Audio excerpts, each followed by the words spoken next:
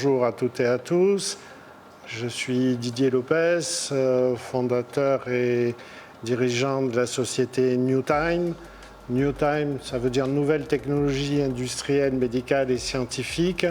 Donc nous sommes un bureau d'ingénierie initialement spécialisé dans la recherche pour nos clients, mais parfois nous utilisons ces capacités de recherche pour nos propres besoins. NewTime, dans le cadre de ses travaux de recherche, a développé une première technologie destinée à supprimer les conservateurs dans les produits grâce à un système de stérilisation UHT. Dans cet environnement, l'objectif était d'améliorer la santé humaine grâce à la suppression des conservateurs. Un autre problème est apparu, ce sont les déchets générés par les emballages primaires, notamment des produits liquides ou pâteux comme des produits type yaourt. Retrouver dans la nature tous ces déchets est un risque aussi pour la santé humaine et pour l'environnement.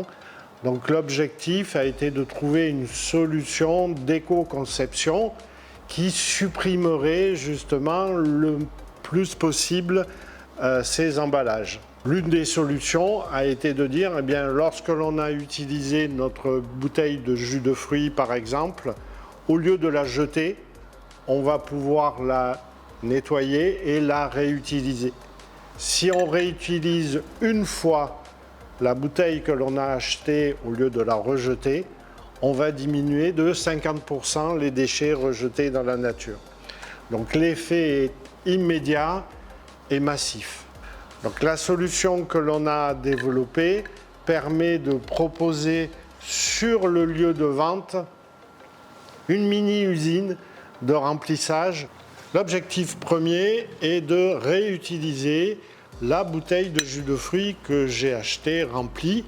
Pour ça, je reviens dans le magasin avec une bouteille bien sûr propre et sèche pour pouvoir reprendre un nouveau produit.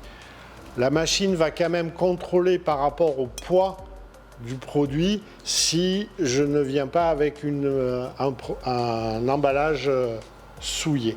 On va pouvoir ici choisir le produit que l'on souhaite, par exemple le jus d'orange. Et la deuxième étape va être de choisir le contenant que l'on va utiliser, soit en verre, soit en plastique, par exemple ici 750 ml. On va me proposer le remplissage total du produit, mais je peux choisir et dire non, moi je ne veux que 229 ml, très précis. Et pourquoi? Pour que ça me fasse un prix qui me convienne ou un volume qui me convienne aussi. On voit clignoter dessous le petit support qui nous dit la bouteille n'est pas dans la machine. Si je pose ma bouteille simplement sur le support de balance, ça ne va pas fonctionner.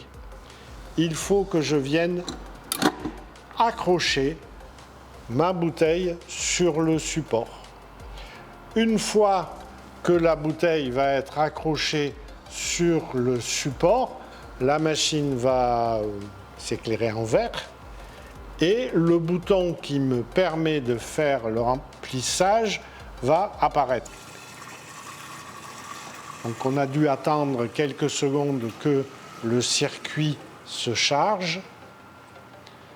Nous faisons une petite pause de manière à éviter la mousse sur certains produits. Et on va avoir la distribution complète du produit. On ferme et la machine nous imprime un ticket qui va être collé directement sur la bouteille. De cette machine, on va pouvoir distribuer des produits laitiers.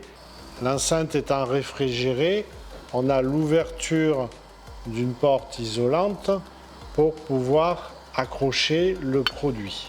Lorsque la porte est ouverte, même principe, on vient accrocher notre produit, choisir le type de pot, choisir le volume et lancer la distribution.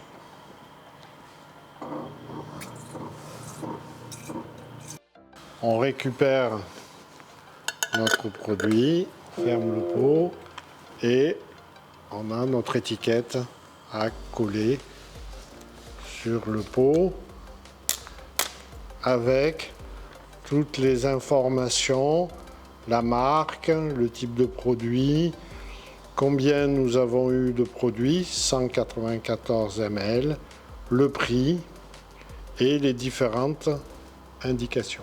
L'apport de Sésame pour ce projet a été double. Il faut considérer que c'est un projet pour nous d'entreprise.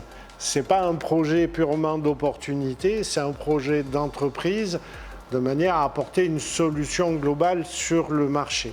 Mais Sésame nous a permis d'avoir deux accélérateurs. Le premier, c'est le réseau. Vous verrez que nous proposons la machine, mais nous devons être en partenariat avec l'entreprise qui va proposer les produits. Dans ce cas-là, c'est Cibio, un producteur de jus de fruits. Donc nous devons avoir des partenaires qui apportent sur le marché la solution globale, machine de distribution plus produits, bien sûr.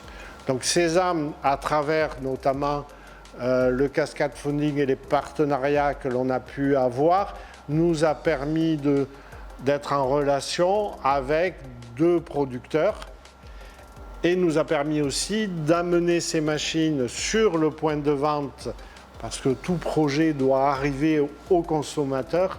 Le deuxième point n'est pas à négliger, c'est le support financier, c'est-à-dire que cela nous a permis d'accélérer la réalisation de ce projet. C'est un projet entièrement en autofinancement. Autofinancement, ça veut dire qu'il faut que nous réalisions d'autres projets pour financer celui-là.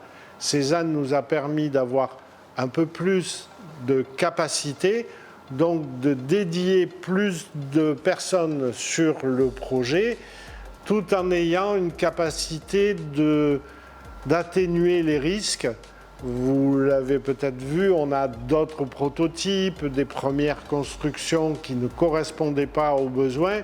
On a pu revenir en arrière et relancer des nouvelles solutions grâce notamment au support financier de Sésame.